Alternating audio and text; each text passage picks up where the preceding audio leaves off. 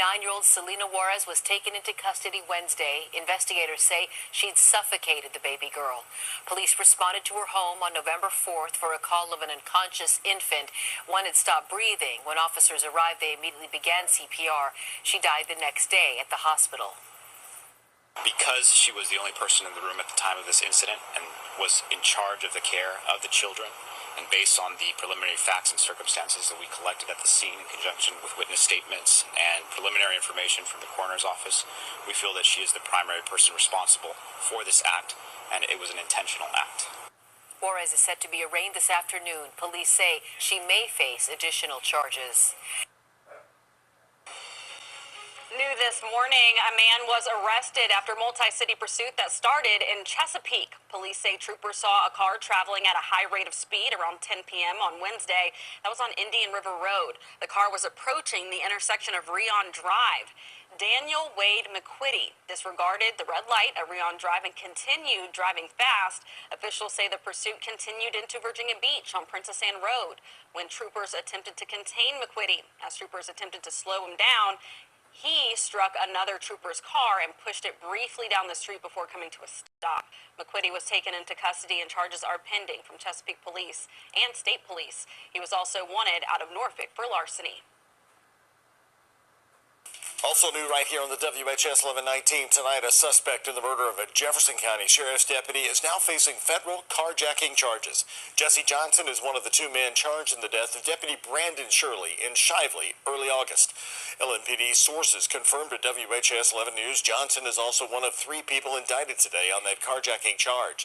The indictment says the carjacking also happened in August, less than 2 weeks after Deputy Shirley's death.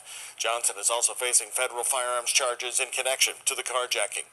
LMPD and the U.S. Attorney's Office have worked together in an effort to reduce the number of carjackings in Metro Louisville. Recent data from the police department shows 41 reported carjackings between January 1st and March 24th of this year. 72 were reported in the first 3 months of 2021. New at noon today, a woman is accused of selling fentanyl to a teenager who nearly died. Dorothy Clark now has been arrested. She faces drug trafficking and possession charges.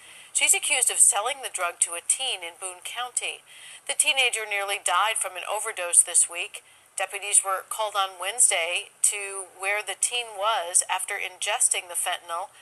As they investigated, they say that they learned that Clark sold the teen the drug. Deputies say they set up a meeting with Clark for the next day, pretending to be a teenager. When she showed up, Clark was arrested. Deputies also seized suspected fentanyl and $1,000 in cash. Clark's bond set at $50,000. A young mother is facing charges of attempted murder, child abuse, and neglect after police say she tried to kill her newborn with a blanket. Police say 22-year-old Ashley Hollinsworth refused to enter the hospital after a home birth on Saturday. A few hours later, she was found with several self-inflicted injuries to her head, telling police apparently that the baby was probably evil. She is being held without bond and she'll be in court in 1 week.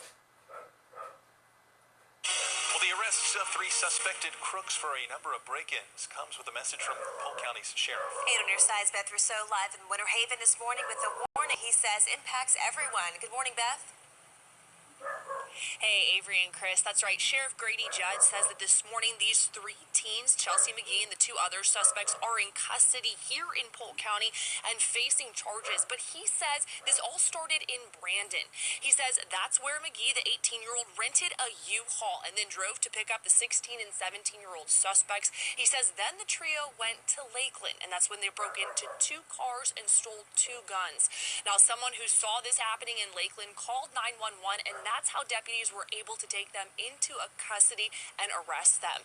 Keep in mind, all 3 were on juvenile probation at the time that they stole these guns, and between the 3 of them, they have 25 felony and 25 misdemeanor charges.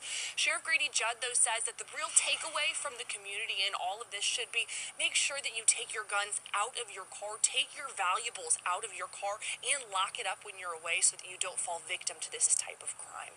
We're live in Polk County this morning. Beth Rousseau, 8 on your side. Thank you.